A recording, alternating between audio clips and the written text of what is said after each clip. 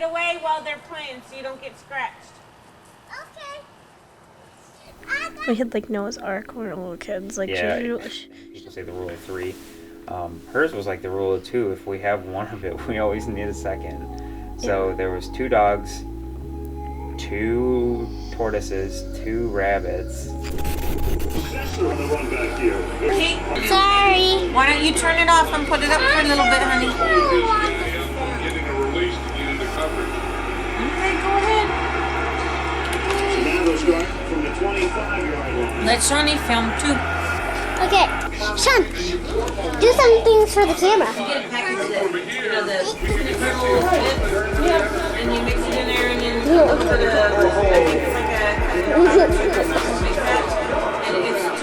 a What do you remember about Mom's mental illness? Where to begin? It was kind of a bad thing, but to us it was the best thing in the world. With the mood swings, though, there was kind of like the aspect of like that kind of like invulnerability. It's like the side of bipolar where you are in the high of life.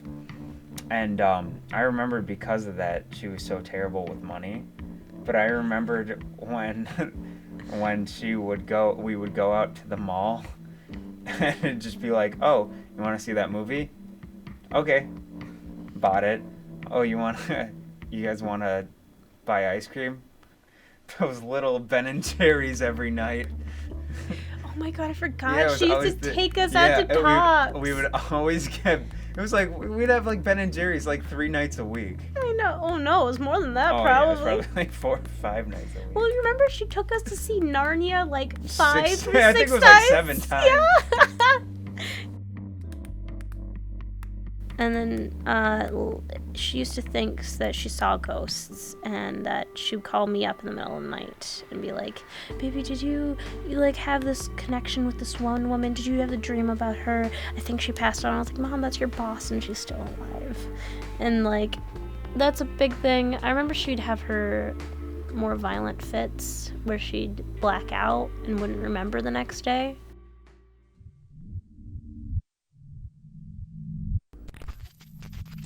I remember one of the times afterwards I can remember her coming back and her wrists were all slit up. That was one of the holidays when she came and visited us. The thing is, when you were there, then at least I had you. When you weren't there, then I was by myself. The ghost. What do you see now? Sean, what do you see now? An eye? Nothing. Let me see. Don't put the camera away, okay? Honey, I'm gonna put it away. Show you a picture of me. I think next Christmas we'll have to get a tripod. You're really giving me good presents. Practice, but I noticed that. Those things break, you just touch them. Just touch it. Johnny, touch it. Just touch it, just go like this. Look at you, baby. That's the sound.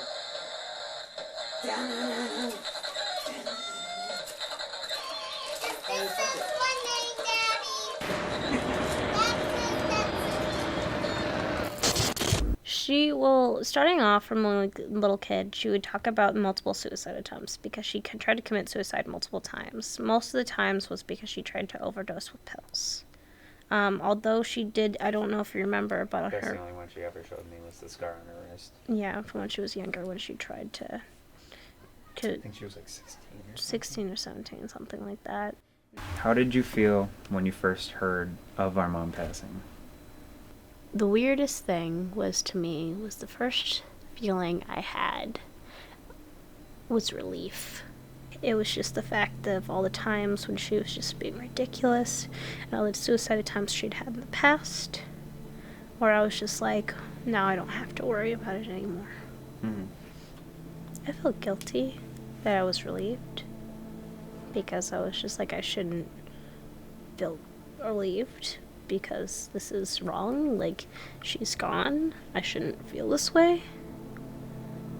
That's when it really hit. Now it's just like I feel like I have this hole in my chest. And that's when I felt numb. Yeah, I just remember you walking off. Like, you didn't say anything. Like, you just said that, and you just... I was just phased. I just stunned.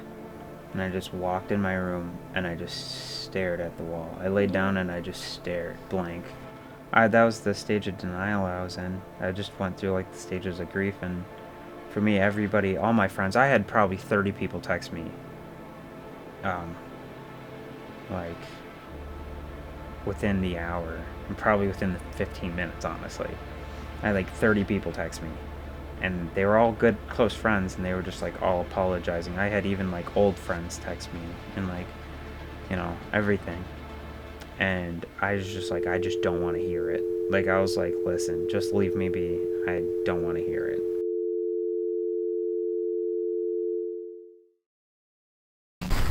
And I was really nervous about you because I was scared because you didn't cry at her funeral. No. And that was a sobbing mess. It started with denial, where I just didn't want to accept anybody's